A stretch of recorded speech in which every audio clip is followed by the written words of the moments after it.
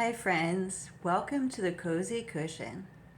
I'm Natasha, your intuitive empath with psychic ability, here to have a quick coffee chat with you today because it's December. And for me, December hasn't always been my best month. The overwhelm of the holidays and playing Santa and getting everything done has always been very difficult for me. So today I just wanted to come and touch base with you and say hello. Those of you that have been following me for a little while, I'm happy to have you drop by. Those that don't know me, I'm Natasha Greeno. I'm the creator of the Cozy Cushion, which is the sacred space that you're now in, where I enjoy doing intuitive readings as well as Akashic records and mediumship readings for people that get referred to me by their friends and loved ones. I have a heart-centered approach to helping you move through life when you may need it most, whether you're going through a job change, a change with your children, a change with yourself. I always like to make myself available and utilize my talent to read the Akashic records with you and see if there's anything that we can bring to light in your life to make things a little brighter and a little better. So now that you know who I am, I just want to thank you for coming to the Cozy Cushion YouTube page, as well as those of you that have joined my Facebook group, the Cozy Cushion. Thank you very, very much. I hope that you continue to share throughout the holidays. And I hope to continue Ruby Tuesday in an evolved way in the upcoming years. I want to work really hard at being genuine and authentic, and most of all, being present here for you when you need me most. So if you're ever interested in having a reading with me, just personal message me on my Facebook page, or you can leave a comment down below on YouTube as well, and we can connect that way. Or if you would like to reach out to me by email, my email address is thecozycushion@gmail.com. We can make an appointment and time to meet there. If you're in my local area, I meet with people in person. And of course, if you're not in my local area, we always have an opportunity to do video chat, which I've been finding works equally as well for us to reach our goals together and talk about the things that mean most to us. So what I wanted to talk to you about today is how difficult the holidays can be for people. We're going through a lot, friends, and I know that. We're going through so many changes. It's hard to even pinpoint when I decided I was going to come on and have a chat with you today as to what specifically I could say that would really benefit you during this holiday season, no matter where you're at in your life. So that's what I'm going to talk about today, and have some coffee with you, of course. I always have my coffee nearby.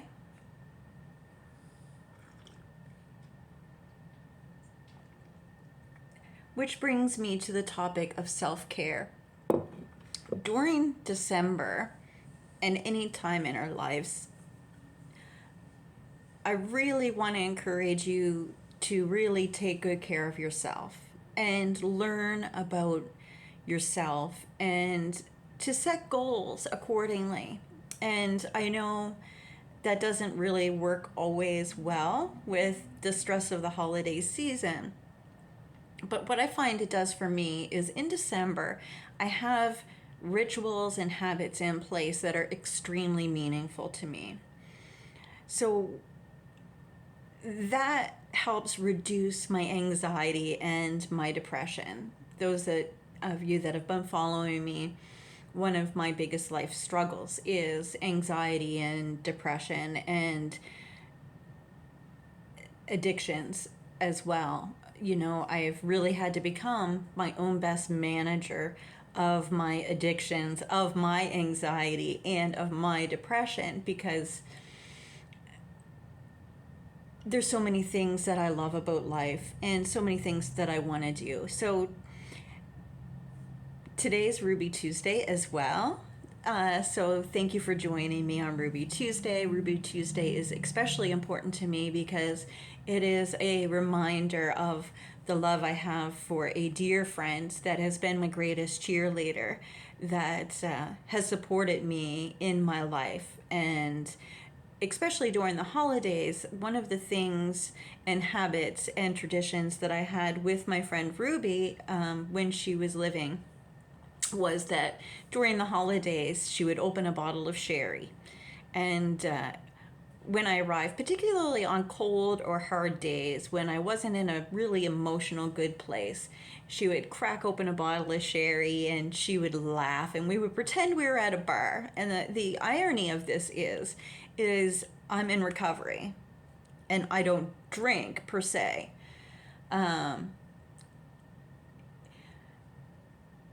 As well as Ruby as well. She, needed to be very careful. Ruby had some health concerns where she couldn't drink alcohol or very much alcohol. So we became very role play, fun oriented because that's our personalities. That was our relationship with one another. And we always chose during the holiday season because her holidays were never easy either. Not everybody has a loving, supportive family. Not everybody has their children surround them with love and presence during the holiday season. Not everybody has good relationships during the holiday season, and it can really take a toll on us emotionally. So Ruby and I had this amazing ritual, tradition, and habit of when things were getting tough for either of us, we would show up, we would crack a bottle of sherry and make jokes about how it'd warm our hearts and bellies. And we would just do a cheer. We would fill a little shot glass with just enough sherry to, we call it warm the belly. So it'd be about half an ounce, perhaps. And we would discuss 5 things in order every year of what we wanted to do different. And it just inspired this confirmation, life affirming, life purpose within 2 best friends to reframe our emotional stress and focus on the long-term goals of coming into the new year without not being present for the holiday season. So I call it bridge the gap. And so when we did this cheers, we would get our cup and we would hold it out. We would just have the little shot of sherry. And the first thing we would do would be sniff it. And she liked good quality things in life, as well as I also have a love for the finer things in life. So she always picked a great sherry and we would sniff it and be lovely, and we would laugh and pretend we were dressed to the nines at a bar. Really, we were just sitting at our kitchen table, and we would say to one another, "Friend, our ship's gonna come in," and we would say 5 things. 1, what do I want to do with my life, no matter where we were at, because we were always in different places, me and Ruby. I'm a big dreamer, and Ruby had a lot of limitations she had to live within. So, first question we would always ask each other is, what do I want to do? And of course, my answer always revolved around a gym. I want to be in a gym, I want to be with my people, and I want to speak to people about inspiring things. And we would laugh and we would do a tiny cheers without a drink, and we would cheers to that. And she would tell me, when I met Ruby, she was bedridden and she couldn't walk. She was in a wheelchair. And I was, first of all, her housekeeper, and I became her personal trainer. But when we developed this tradition, at the time she was walking. So when I would ask Ruby, what do you want to do? She would cheers to her continuation of her success and being a walking human being. And,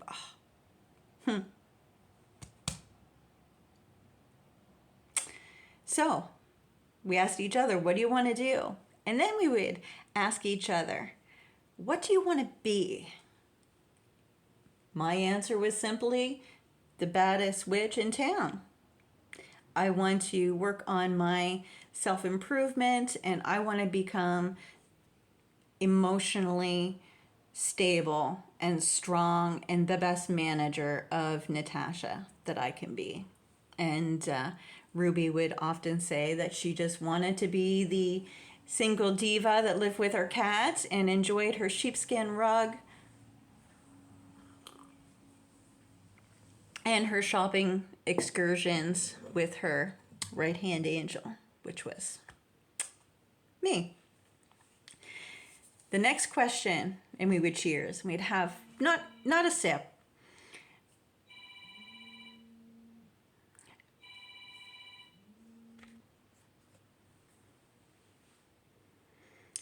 So after we would ask each other, sorry for the interruption, I just had to do something quickly. We would ask ourselves, what do you want to be?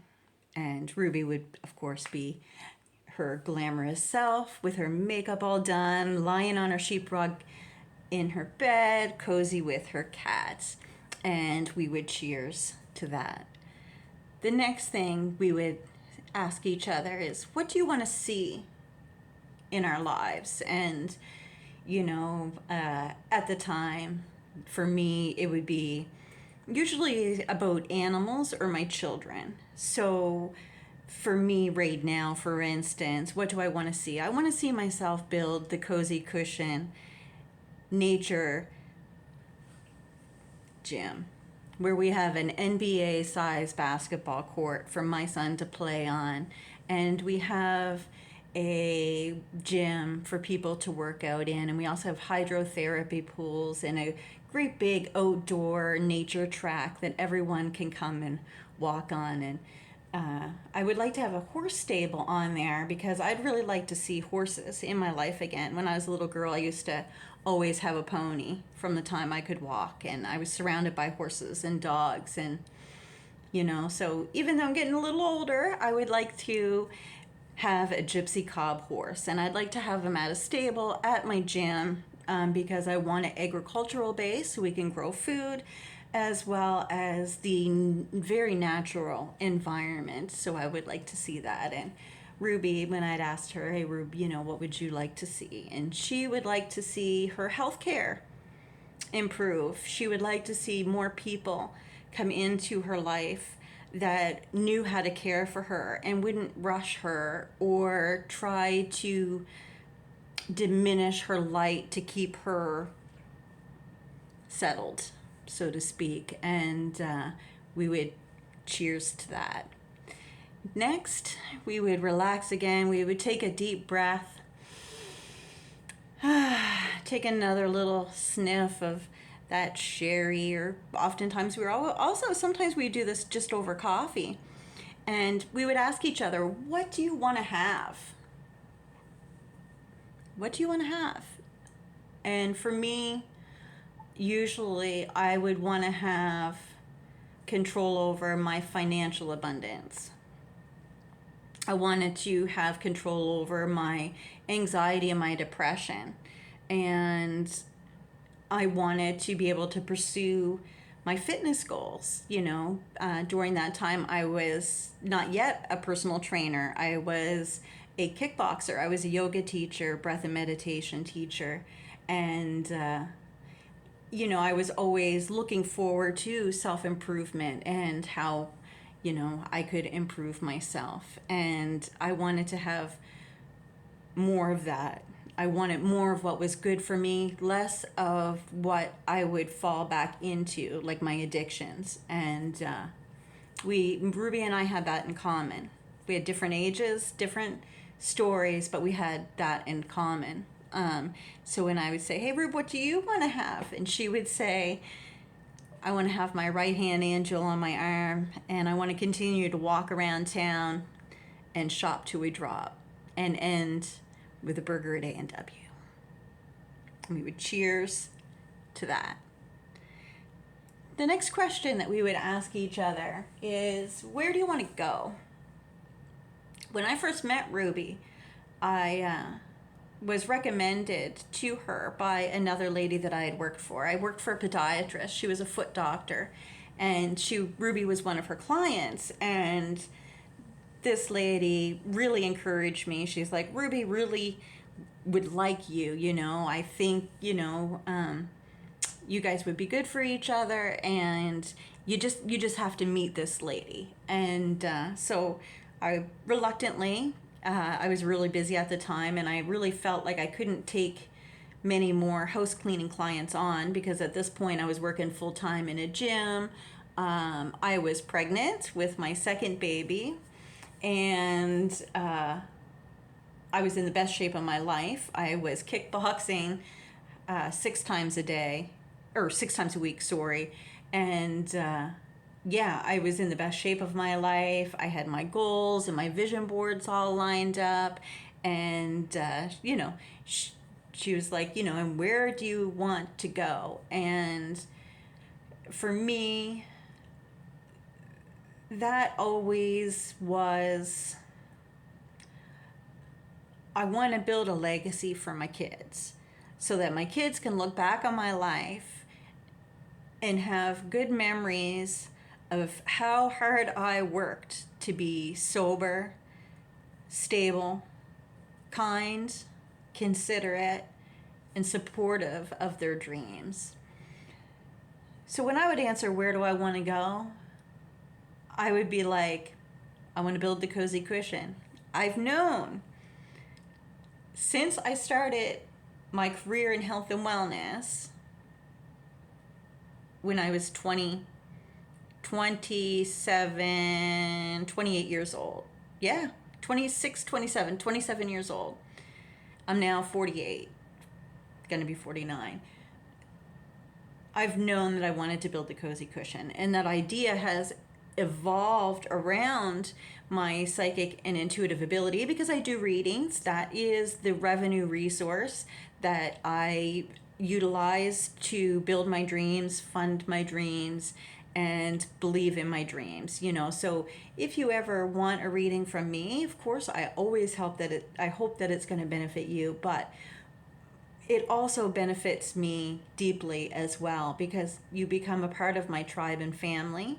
You become a part of the dream that I have. So if you've ever worked with me at the gym, if you were a client of mine at the gym, if you were a client of mine when I was a housekeeper, or if you were a friend of mine and had heard about all my dreams and follow what it is that I'm up to,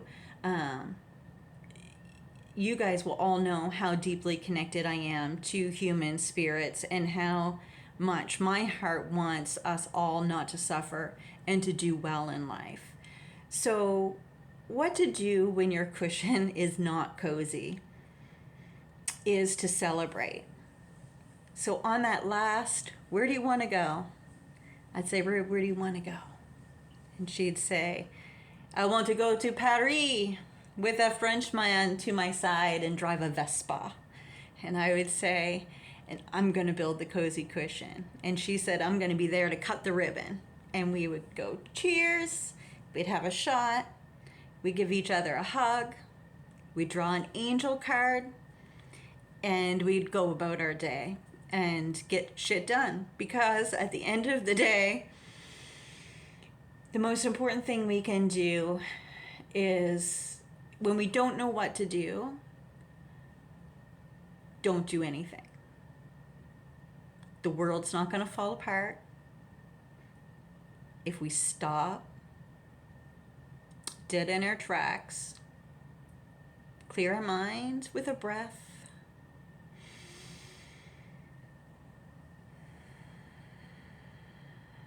or 5. I stop and take conscious breaths numerous times a day. The worse my anxiety and depression, the more opportunities I take to stop, ground myself in my breath, just breathe, and ask myself, what's my next best right move. So if we're here on the planet together, like most of us are, there's a lot of moving parts. So I want to encourage you, when your cushion's not cozy, I want you to minimize the moving parts considerably. Because sometimes things move around us and through us because they can. And that's not good for us. So that's where our psychic protection and bubble of pure white light comes around us. And the deciding factor of stress and drama, who brings more negativity to our life, what is causing our stress. And I want you to look at that and just minimize it. You don't have to diminish it, just minimize it. Give yourself very general, simple tasks that are easy to accomplish, that are going to soothe your soul and feed your needs. So we all need a roof over our head. We all need food in our belly. We all need to be in a place that's okay for us. And right now it's a lot of moving parts, and some of us are not okay. And I just want you to hear me say, it's okay to not be okay.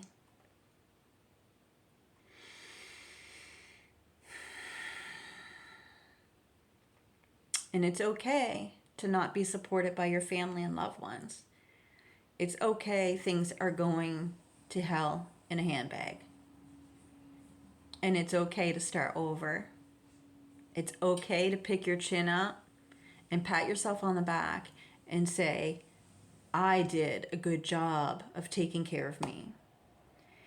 So what I want to encourage you, when the cushion's not cozy, you don't know what to do, you don't know who you want to be, you don't know what you want to see in this world, you don't even know what you want to have, because things are just so incredibly challenging and back to back that you've lost sight of it, and you certainly don't know where you want to go from here.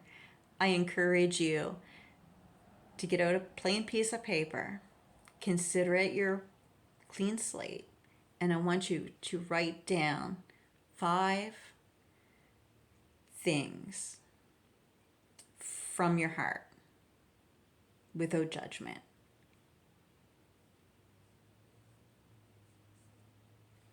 And then I want you to build on that list over time and focus on it. So when you're going crazy, like yesterday, I was hanging decorations. Christmas isn't going well for me. This is a disclaimer. I was hanging Christmas decorations yesterday, not enjoying it at all, because I know it needs to be done.